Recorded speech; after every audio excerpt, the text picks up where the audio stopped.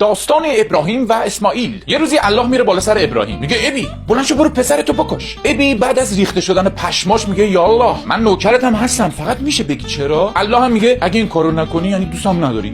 ابی هم میگه درکت نمیکنم ولی اوکی. اسی بابا بیا میخوام سرتو ببرم. ابی اسی رو برمیداره و میرن تو کوه کمر، خنجر میکشه رو گلوی اسی، خنجره نمیبره. ابی تو این فکر بوده که چاقو کنده یا گردن اسی نابر راست که یهو زارت از آسمون یه گوسفند میفته رو زمین، میگه به. ابی هم میگه به سلام. یهو علای ابرا صدای یه پیرمرده میاد که میگه ابراهیم دست خوش، بهم ثابت کردی که دوستم داری، منم دوستت دارم عشقم. حالا این گوسفند آسمانی را ببر، گوشتشو بزن بر بدن، حالشو ببر. ابی یه بار دیگه هم تو سن 99 سالگی واسه اینکه به الله ثابت کنه که دوستش داره پوست سر کیشو کند. کلا الله عاشق سر بریدنه و یکی از راههای معاشقه با بنده هاش بریدن سر کساییه که میتونن فکر کنن.